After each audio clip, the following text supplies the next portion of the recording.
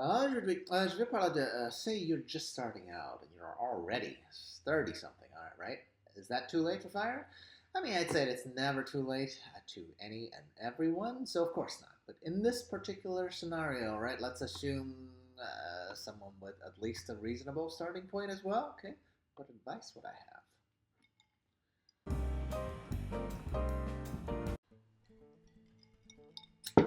Hey yo, XenPuck here. So I'm always looking for actual realistic starting positions, at least for people who just got to know or learned about fire. So I did see this one guy's post on Reddit. I'm gonna link it below for details if you want to see, what he actually wrote.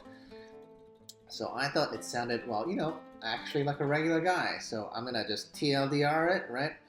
It's some dude in their 30s making six figures, right? But has no house because he says he travels a lot and doesn't see the point of it. He also admits he has a non-existent portfolio at this point. He wanted advice as to how to get to fire at a faster rate, right?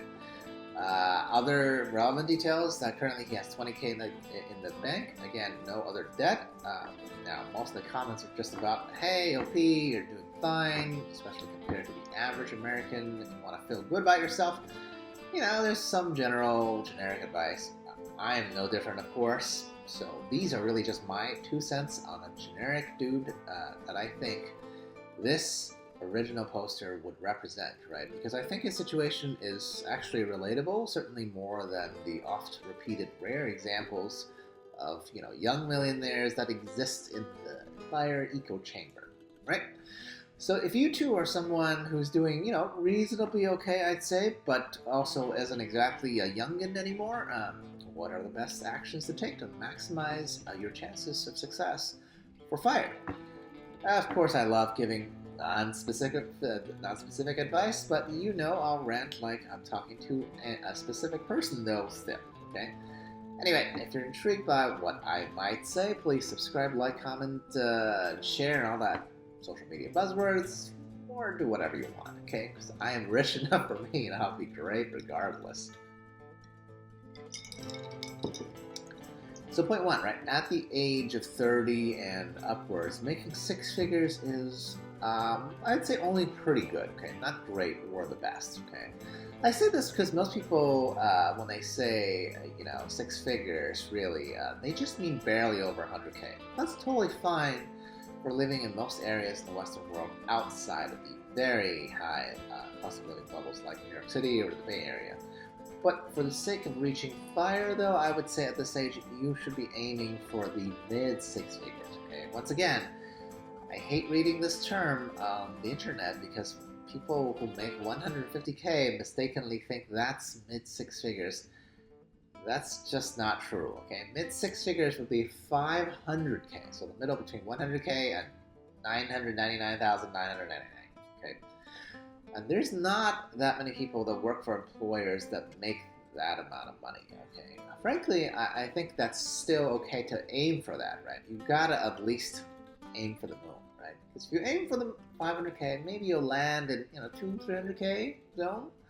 And if you find an equally ambitious partner, boom, we are now safely in the around mid six-figure club, okay? Also remember that when you're in your 30s, at this point, no one's looking at you like the rookie, right, anymore, and you are certainly not yet old enough to be age discriminated against either, right, compared to older employees. So I'd say 30s to 40s, those are definitely prime earning years. If you haven't gotten to fire before exiting this age group, then I'd say these are the years to really, sprint ahead, and the earlier start you get on chasing that corporate grind, the better.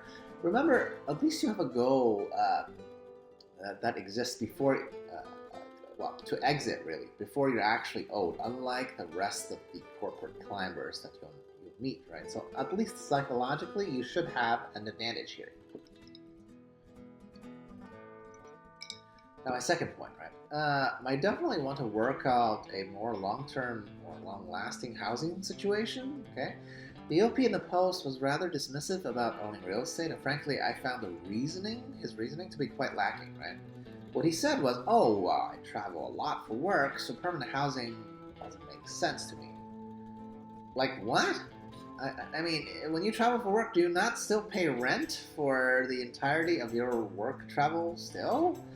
Because unless you like live in a hotel, even in your home base, and you pay by the day, okay, everyone still pays for regular housing whether they work travel or not, right? The only difference is, are you gaining equity of some kind while paying for housing? Now, if the OP's aversion towards a home purchase was based on how the math doesn't make any sense in terms of buy versus own, my reaction would be different, right? There are definitely areas in the US where cost to own is simply much too high compared to cost to rent.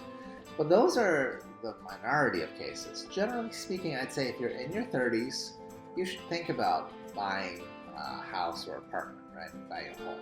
Because it doesn't matter when you retire early or not, we all need to live somewhere. And the vast majority of people are not willing or desire to be a nomad all the time, or even half the time, okay? I get it, housing is expensive, but for the entrepreneurial in us all, and even if you're making just 100K, I think for fire adherence, we will be able to find relatively creative solutions to this problem. After all, it is really one of those problems you have to to find subjective personal solutions to.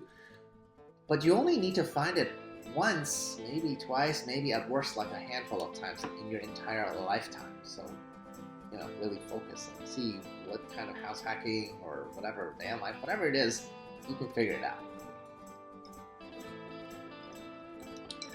Now, the most surprising part of the OP's post, of course, is his non-existent portfolio. Oh my goodness. I say in your 30s, oh boy, you're fully an adult now, okay? So being an adult means recognizing that 20K in the bank is worth nothing. Please invest, okay? Money in the bank is just waiting on the mercy of a single banking institution. Maybe you happen to have a great bank with a great rate right now, but even if that's the case, you're not even diversified, okay, within your own banking needs. So buying into the market means betting on like tons of companies that makes the entire modern world run. So which sounds more likely to last, not this year or this decade, but this lifetime, okay?